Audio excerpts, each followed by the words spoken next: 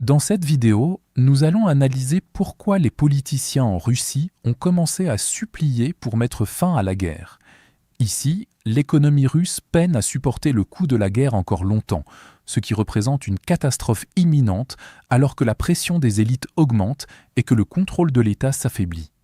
Désormais, même les politiciens russes sont conscients de la gravité du problème, suppliant Poutine d'arrêter la guerre avant qu'elle ne brise la Russie. Récemment, un député de la Douma d'État russe, Renat Souleymanov, a déclaré qu'il fallait mettre fin à la guerre maintenant, car l'économie russe ne peut pas soutenir le rythme actuel. Il a également souligné que 40% du budget fédéral est déjà consacré à la défense et à la sécurité, ce qui évance les dépenses normales.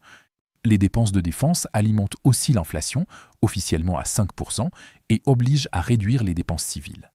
Souleymanov a averti que même après la fin de la guerre, la Russie devra faire face à des problèmes pour réintégrer des centaines de milliers de soldats de retour, ayant vécu des violences extrêmes, et que la Russie continuera à supporter ces coûts après la paix.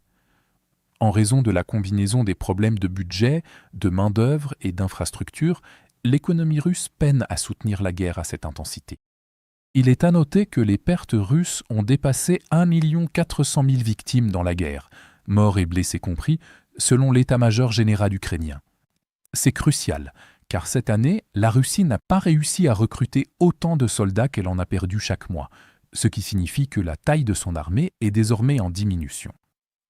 Sur le front intérieur, le système de défense aérienne en couche de la Russie ne peut plus protéger toutes les infrastructures critiques, car depuis le début de l'année, la Russie a perdu près de 200 systèmes de défense aérienne.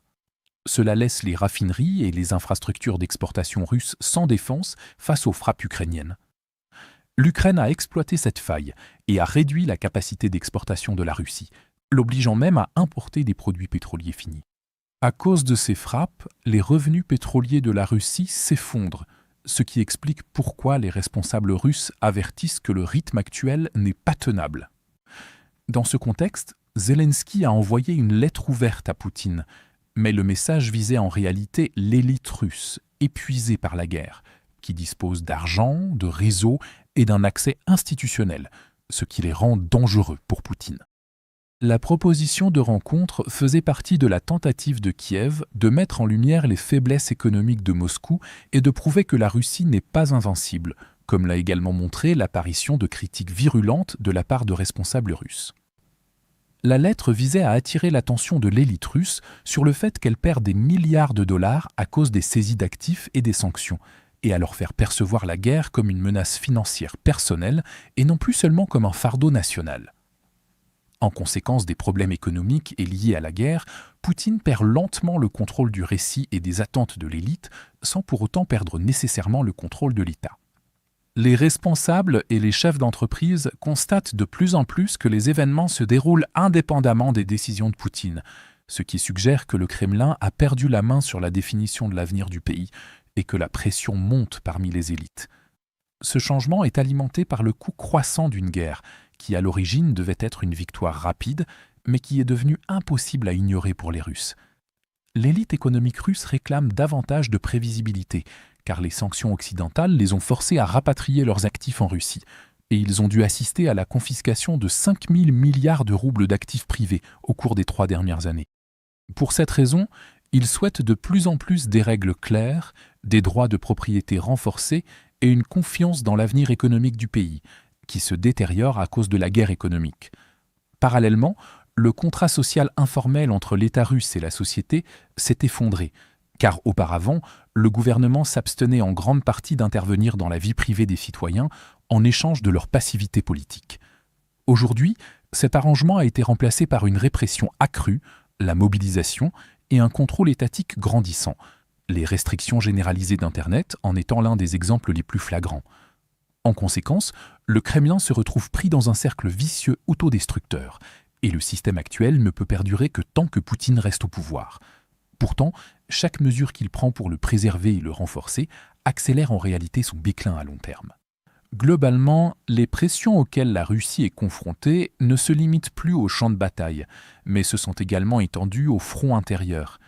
Le déclin économique, combiné à l'insatisfaction croissante des élites, s'auto-renforce aggravant encore la situation pour Poutine.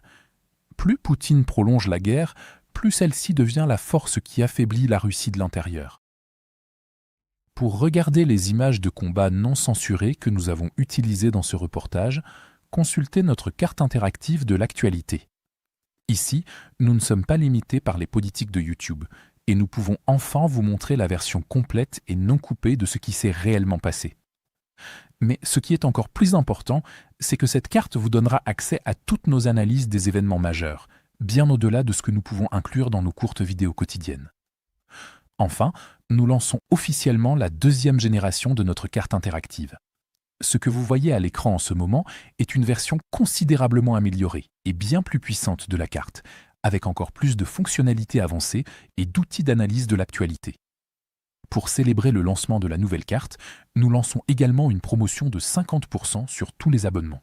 À partir de seulement 4,99 $, vous bénéficierez non seulement d'un accès premium à la carte, mais vous débloquerez aussi toutes nos mises à jour stratégiques exclusives, nos aperçus du front et nos vidéos de géopolitique stratégique. Alors, cliquez sur le lien dans la description pour devenir membre exclusif de notre communauté. Je remercie sincèrement tous ceux qui ont choisi de nous rejoindre. Votre soutien compte énormément pour nous.